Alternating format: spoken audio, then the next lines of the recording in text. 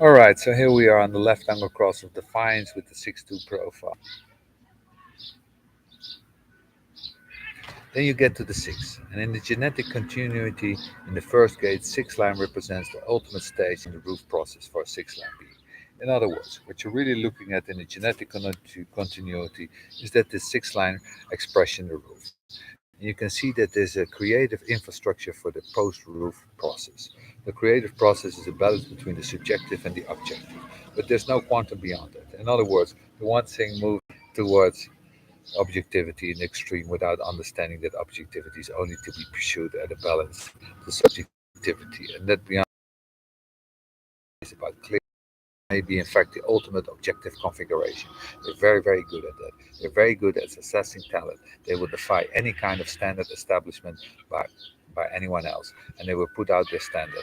They will put out their assessment. And if you meet a 6-2 who's on this cross of defiance and is alarmed, and you're not dealing with them on a personal relationship basis in the sense that you have to deal with them as somebody directly in your life, these are the kinds of beings that will tell you if you're good at what you do, if you have potent in what you do. So they're the kind of person that you want to ask about a book, a philosophy, a painting, an artist, a movie, whatever. They have a tremendous capacity to be able to assess it objectivity as long as it's away from them. They're not objective about themselves. They're not capable of it. There's a 6 line theme. What they go through in the first 28 years of their life is devastating. Aye, aye, aye. So yeah, let's go to the 6-3 on the left hand cross of the 5. You have to realize how difficult it is to have the 3-3, which is a form principle. There's no greater form or principle in any other of the number associations of lines than that this phenomenon of the 3-6 or the 6-3, living the 3-3 in the first 28 years of the life.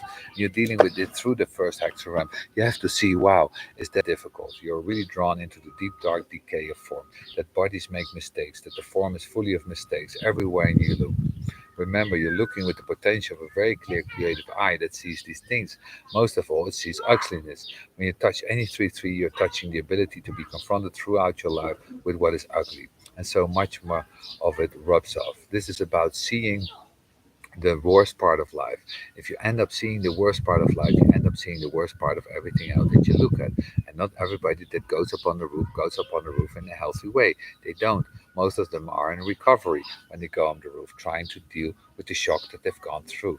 And this process of objectivity, they would like to have more than 20 years. This is the dilemma of the 1-6. You have to understand that if you're dealing with the Swedes who's a 6-2 or 6-3, you have to recognize that they don't want to come off the roof. Become because they think it's just another step closer to death. It's like staying up on the roof is almost kind of immortality. They get so aloof, they get so cool, and they can stay up there forever as if nothing is ever going to happen to them again.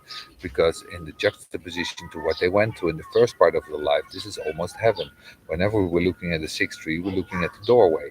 We're looking at the doorway to the next cross. When we're moving from the first hexagram, we're moving to the 43rd hexagram. And then we're going to move to explanation. Objectivity leads to explanation. Objective creativity demands explanation. But the 6-3 go through a tremendous process at this particular cross.